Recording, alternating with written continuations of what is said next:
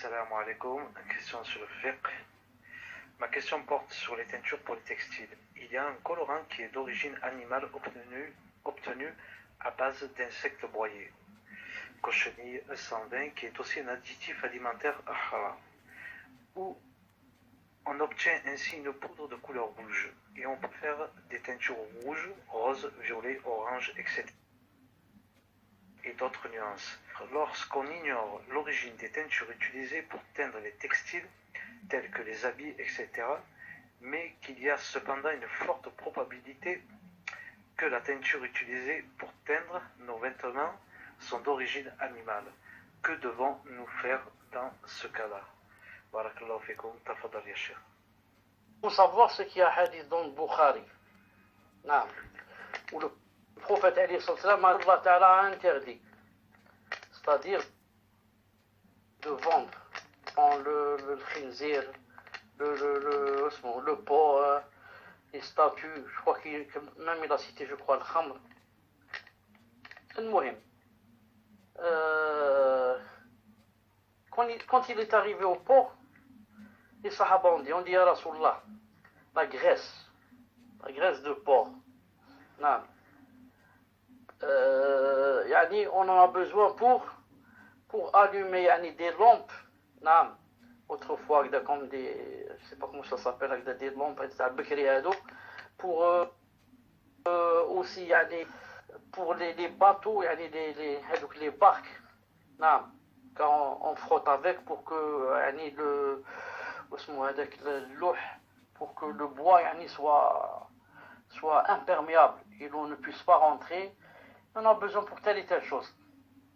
Il a dit non, l'étanchéité, jazakallahu khair. Il a dit non, c'est haram. Là, huwa haram. Ici, ça a donné une grande divergence entre les savants. Que voulait dire alayhi sallam ici? Non, c'est haram. Est-ce qu'il voulait dire l'utilisation de ces choses est haram, comme ils ont demandé, on l'utilise pour les lampes et pour les bateaux, etc. Ou bien il voulait dire la vente est haram, le fait de les vendre. La plupart des savants disent il voulait dire la vente, il ne voulait pas dire l'utilisation.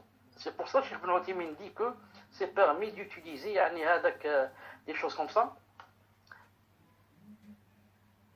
pas dans des choses qui sont dans des choses non, pour frotter avec le bois, pour ceci, pour cela, non, mais pour manger, non. Et aussi, il ne faut pas les vendre, car il a dit là, huwa haram.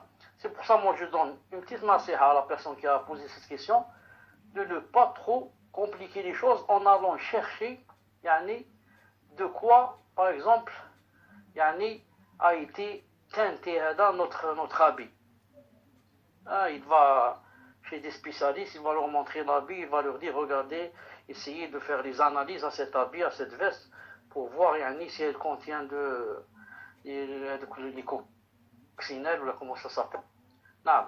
Le musulman, alhamdoulilah, il ne fait pas les ouswes.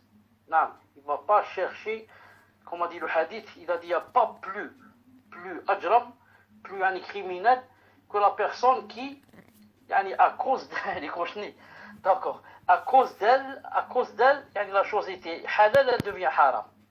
Des fois la chose est halal. Et à cause d'eux, il veut s'enfoncer beaucoup, rentrer dans les détails, compliquer les choses, Allah Ta'ala va faire descendre le tahrim de cette chose. C'est un peu comme les Yahoud, dans sorte al-Baqara.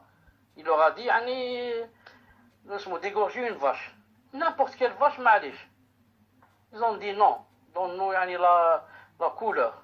Non. Ensuite, donne-nous sa taille, sa forme. Ils sont rentrés dans les machakil. Ils n'ont pas pu trouver de la vache qu'avec de grandes difficultés. Voilà, Inch'Allah Ta'ala, la réponse. Wallahu Ta'ala alam. Non. Même pour la viande. La viande, non. Quand on est par exemple dans un pays musulman, la base du musulman, c'est que le musulman égorge. Donc quand je vais acheter dans un pays musulman, je ne demande pas moi, est-ce qu'il a été égorgé ou non. Est-ce que ce poulet c'est toi qui l'avais dans la maison, c'est toi qui l'as égorgé, ou bien tu l'as acheté, yani, de l'abattoir, le chaf. Ensuite, dans l'abattoir, est-ce qu'ils l'ont égorgé, ils n'ont pas égorgé? Est-ce qu'on dit bismillah, est-ce qu'ils n'ont pas dit bismillah? Non, mais ce poulet que je suis en train de manger maintenant, peut-être que c'est le poulet d'un voisin. Et les voisins sont voisins. Ça, c'est dans un pays musulman. Dans un pays de Koufar, où yani, la plupart des viandes ne sont pas égorgées, là, la personne yani, doit faire des efforts yani, acheter la viande qui est halal. Hein, connaître quelqu'un de fiable, de confiance, qui ne vend par exemple que le halal, qui achète chez lui, et comme ça. Wallahu ta'ala alam. Fadal.